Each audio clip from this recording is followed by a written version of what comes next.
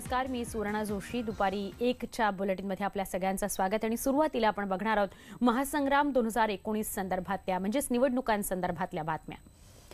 बातमी आहे राज्यातील राजकारणातली. लोकसभा निवडणुकीच्या पार्श्वभूमीवर बैठकांचं सत्र सगळ्याच पक्षांमध्ये सुरू असलेलं आपल्याला पाहायला मिळतंय.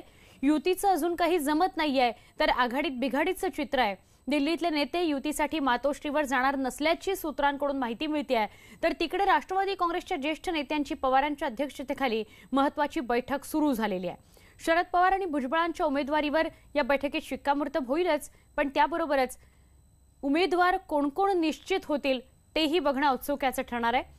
निवडणुकीच्या तोंडावर राज ठाकरेंच्या मनसेचं इंजिन महाआघाडीच्या रुळावर धावण्याचीही शक्यता व्यक्त होते. तसंच मनसेच्या सगळ्या अंगीकृत संघटनांची मनसे मुख्यालयामध्ये बैठकही आज होणार आहे.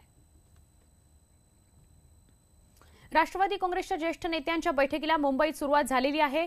शरद पवारांच्या अध्यक्षतेखालील या बैठकीत राष्ट्रवादी काँग्रेसचे अनेक नेते सहभागी झालेले आहेत. मुंबईमध्ये यशवंतराव चव्हाण केंद्रात ही बैठक आयोजित करण्यात आली आहे.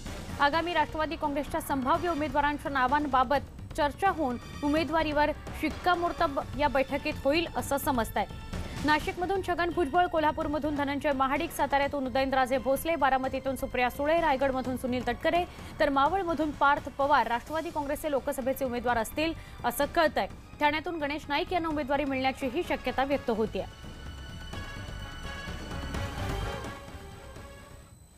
आपण थेट जाणार आहोत अधिक चर्चा करण्यासाठी आमचे प्रतिनिधी प्रफुल्ल साळुंखे यांच्याकडे. प्रफुल्ल, महत्त्वाचा निर्णय होऊ शकतो आजच्या राष्ट्रवादी काँग्रेसच्या बैठकीमध्ये. उमेदवार निश्चिती होऊ शकते. आतापर्यंत फक्त बैठका बघत होतो, चर्चा बघत होतो. सुवर्णा, जर आपण गेल्या काही दिवसांपासूनच्या घडामोडी पाहिल्या तर आज राष्ट्रवादी काँग्रेसची बैठक ही अंतिम टप्प्यावर येऊन पोहोचलेली आहे. कारण काँग्रेस आणि राष्ट्रवादी काँग्रेसच्या जवळपास 24 जागांपर्यंतचा जो फॉर्म्युला आहे 24-24चा या ठिकाणी जवळपास नक्की या ठिकाणी करण्यात आला.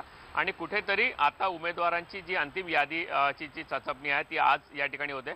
कारण 2 दिवसापासून राष्ट्रवादी काँग्रेस मध्ये ज्या बैठका झाल्या त्या वेगवेगळ्या मतदारसंघात कोण उमेदवारांची शक्यता होती आणि त्या संदर्भातली काय भूमिका एकूण पक्षाचे अध्यक्ष शरद पवार यांना कळवायची, त्या सर्व बैठका झाल्यात.